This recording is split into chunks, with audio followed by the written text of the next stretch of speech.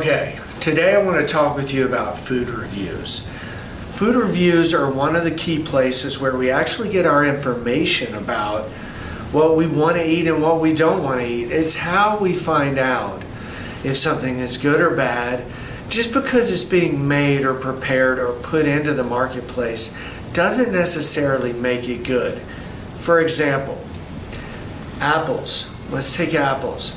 For years, we've all eaten red delicious apples or green Granny Smith apples or yellow apples. There's also Gala apples. Well, recently there's a new apple called Honey Crunch. And you have to ask yourself, is Honey Crunch a better apple? How do I know? Well, you could watch documentaries on the making of Honey Crunch because it's a hybrid. And there's a reason it's called honey and a reason it's called crunch. And then you could read food reviews on whether or not it's still healthy. I know that they're more expensive, so there are these factors that play in. And I want to go to the market and spend time, as little as possible, getting the things I want to get and not spending a lot of time questioning things. Okay, especially when it comes to money. So a couple things I want you to keep in mind. In a food review, you are the expert of what you like and dislike. If you think about it, you already are the expert. There's things you like and dislike, and you don't have a problem telling somebody else about that. When you write a food review, you will be the expert. You will say, I tasted this apple.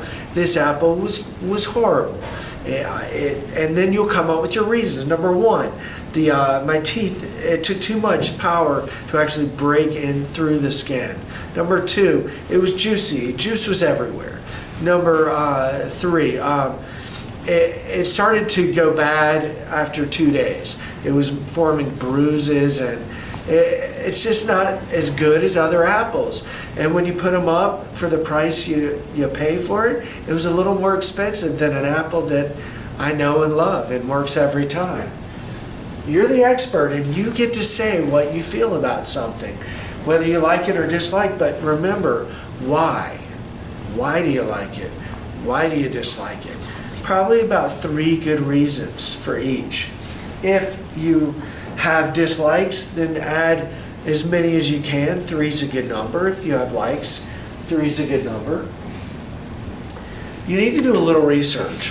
Whatever you're doing, whether it's a Hershey bar, whether it's a donut, whether it's an apple, a bag of chips, fried chicken, it doesn't matter.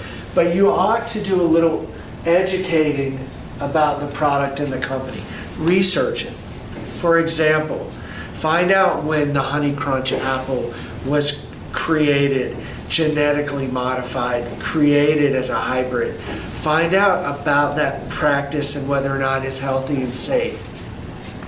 What companies do that? What should we know about this? Okay, if you're looking up Hershey bars, what's their history? Why is their candy cheap if it's such a high quality? Those types of issues. Is it healthy? Tasty? Is it expensive? Is there a variety out there? And then talk in terms of the 5 senses. What does it feel like? And I know that seems strange. How do you feel an apple? Well, an apple is either firm or mushy.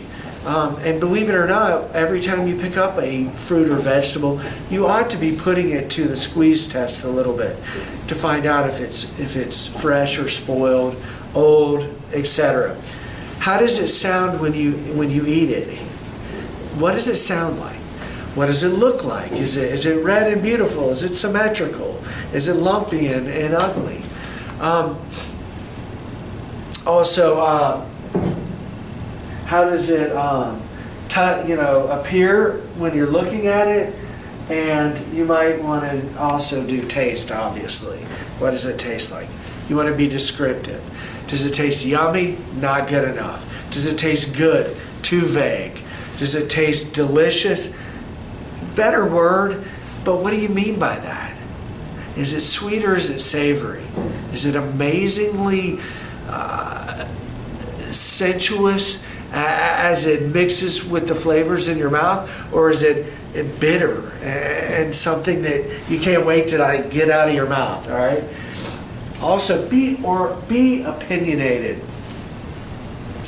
today's kids, and you're today's kids, love to share their opinion. Blog, vote, whether you're just speaking with someone. Well, I'm asking for you to be opinionated, and I want to know what you think of this food. Organize it in a basic intro, body, conclusion. Sure, there might be several body paragraphs. They might be short, they might be long. But the general frame up is an intro, your points, and the conclusion. Ultimately, a food review needs to tell people to buy and why, or not to.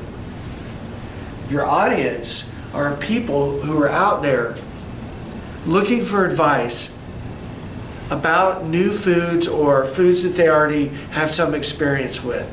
They want a better understanding of, why did that taste so different? Who else out there also feels this way? Why was that product so expensive? I got to the store and I didn't realize it was going to be so much. If I had known, I might never have bought it. That's part of your job. So as you do a food review, keep in mind all these different things I've talked about. Please feel free to rewind and pause the video at various places for you to get the information you need. But I want this all included in a basic intro, body, and conclusion type paper. A good food review is about a page long. You want to get in, you want to say what you got to say, make an ultimate judgment on it, and get out. And I didn't put it up here, but you can always use a picture, because in journalism, we read, but we like to see pretty pictures as well. Okay? I'll see you next time.